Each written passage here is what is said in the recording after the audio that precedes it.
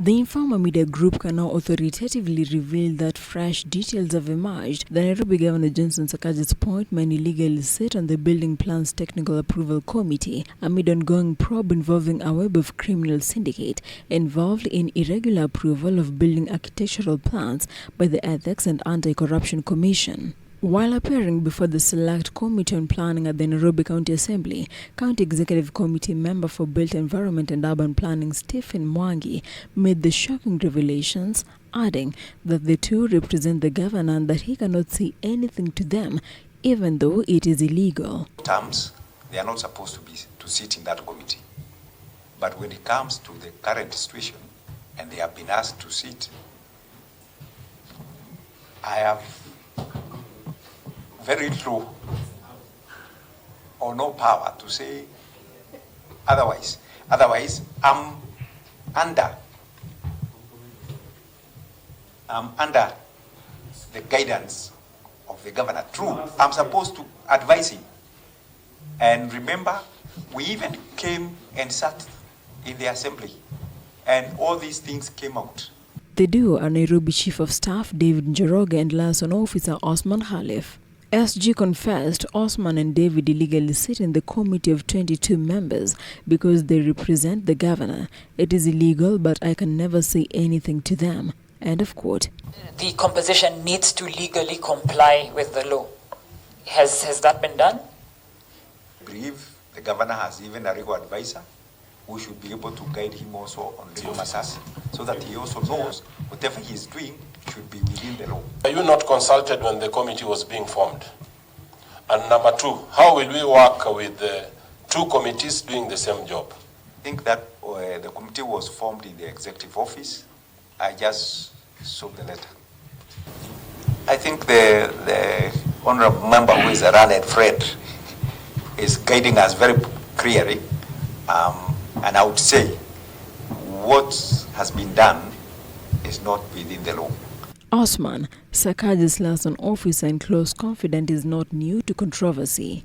In November 2023, the former South Sea MCA was abducted and later released after 8 days. However, he did not divulge information about his kidnappers, but claimed he was tortured. While appearing before the Assembly Committee, SG Mwangi said that Governor Sakaja convened what he termed as an illegal meeting at his private residence along Riverside Drive on March 8, 2024, since it is not a gazetted office where a total of 154 building approvals were discussed, out of which 131 were sanctioned.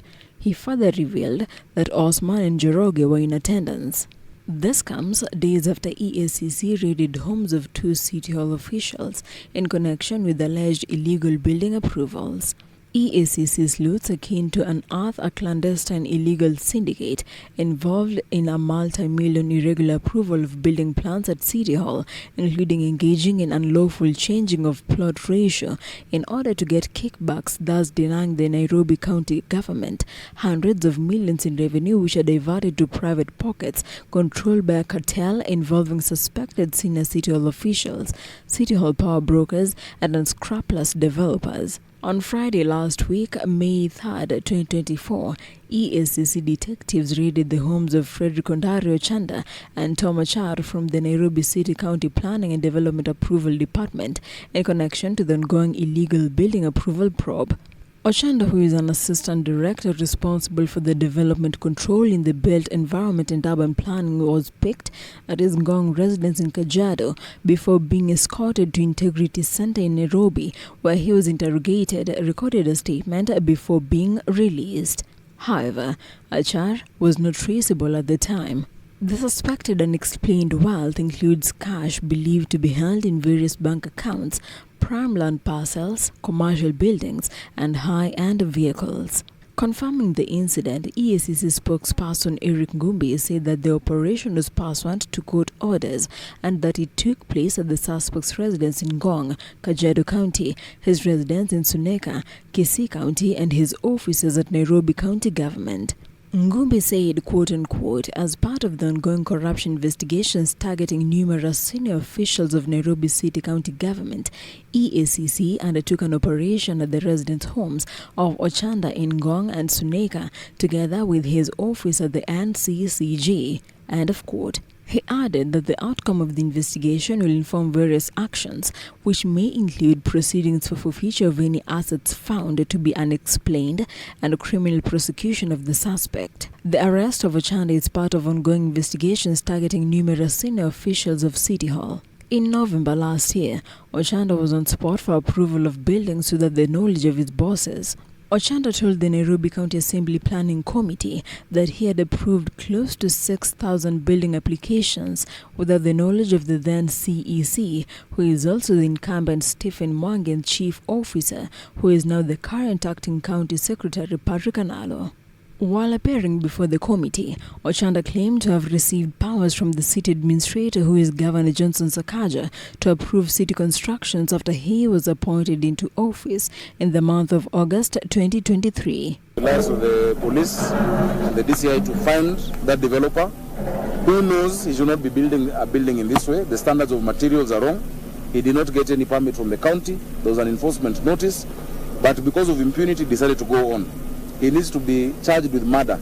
Ochanda explained, quote-unquote, the powers belong to the chief officer, but they were delegated through the appointment letter that I received from the office of the governor. The chief officer was present when I was handed over the letter and informed the duties I was to carry out. End of quote. This is contrary to the Physical and Land Planning Act, which stipulates that chief officer planning is the one responsible for the building approvals. Analo denied the allegations by Ochanda, saying that the approval systems were given to Ochanda without his knowledge.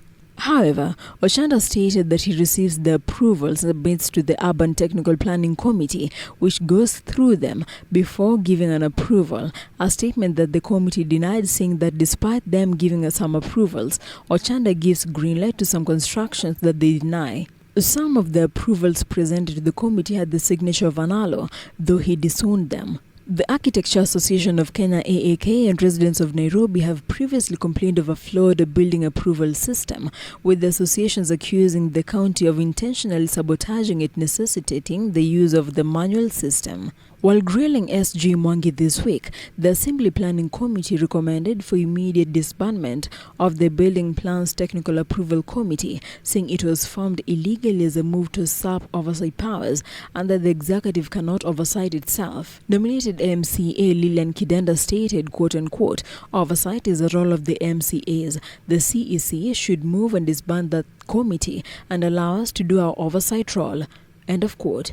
During the grilling session, Mwangi admitted the said controversial committee hold meetings outside the county gazetted offices as an illegality and it would not recur henceforth.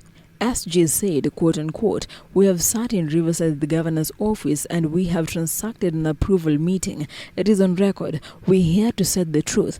What has been done is not within the law, and moving forward, we shall not repeat here again. End of quote. The 22-member sub-committee rivals a separate committee consisting of professionals. When contacted by the Inform Media Group for a right of reply, Chief of Staff David Njoroge dismissed the claims, saying he doesn't sit in the committee. The legally constituted approval committee of the city county consists of Brenda Nyawaru, who is the Architectural Association of Kenya, Jane Mutuli from Engineers Board of Kenya, Christian Ogut from Institution of Engineers Kenya, John Maina Mwangi from Institution of Surveyors Kenya, Abdul Malik Tuesday Gichuki, who is from the Kenya Alliance of Residents Association, and Rachel Kisiangani from the Kenya Institute of Planners.